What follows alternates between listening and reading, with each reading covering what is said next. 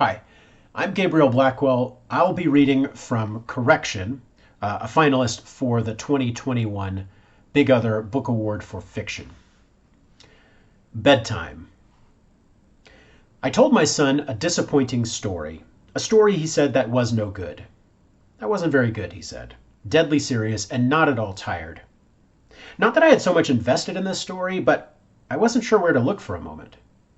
For a moment, and this will be unflattering, I think, I wondered if it maybe wasn't the story after all. A pretty good story, I thought. Exactly like the one he liked so much the night before, just with different animals and a little girl instead of a little boy.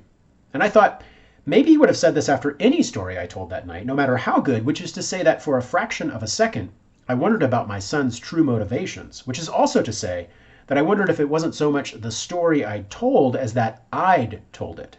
And not, I mean, his mother. And so I inhaled and held my breath for just long enough to calm myself, but not so long that it would alarm my son.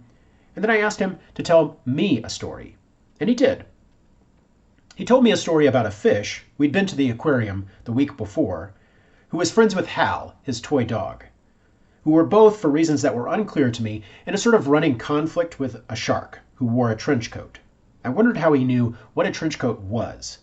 I didn't own one, and his mother didn't either. Life was like this now, complicated. It was over very quickly, and I couldn't follow it at all.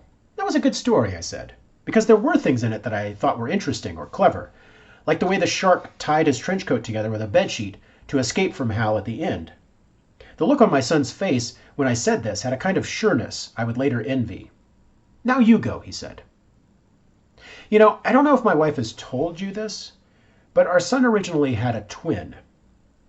I remember we had one set of names picked out, one for a boy and one for a girl, and then, bang, twins. What, my wife asked, if they were two boys, two girls?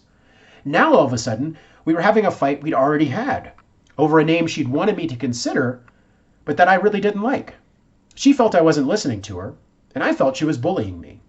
I remember I wondered, in the car with my wife, she was driving, whether we'd treat the twin with the second choice name differently from the one with the name we'd agreed on. Maybe I meant I'd treat that twin differently, though I doubted my wife would just forget our argument or behave as though it had never happened. But then at our next ultrasound, there was only one fetus. Sometimes it happens, the doctor told us. When I stupidly asked what had happened to the other fetus, the doctor said, "It has been absorbed." This was a thing to think about, I thought. The other twin had been absorbed by either its brother or its mother. I had enough sense not to say this out loud. And this is called What Is This Thing? I had this thing on my arm, on the back of my arm, so I asked my friend, "What is this thing?" And she said, "I'm not a doctor. Not, I mean, a medical doctor, though really she is not any kind of doctor. Like me, she does have a master's degree, but because she started teaching at the local community college, she has recently introduced this new ambiguity into her title. This is at least the second time she's used this line on me. I'm not a doctor, etc.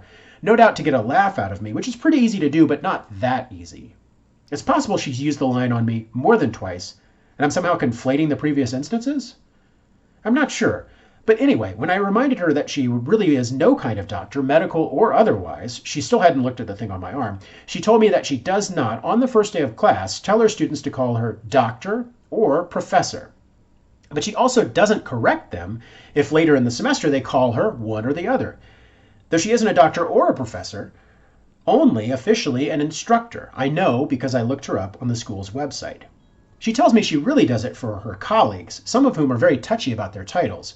Perhaps she tells me because of the institution and its seeming hostility to tenure, and the financial reward of even the most outstanding research.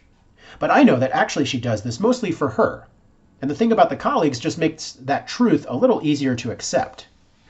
I guess in the interest of being perfectly open about things myself, I should say that she's used this line on me in the past because I've come to her with medical complaints, maybe even often.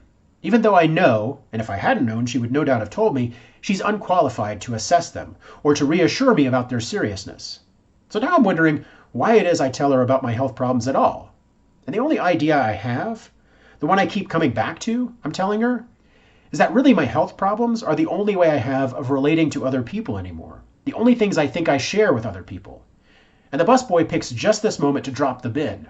And our waiter, exiting the kitchen through the door conspicuously marked in, picks that moment to say, wow, just put it anywhere. Thank you.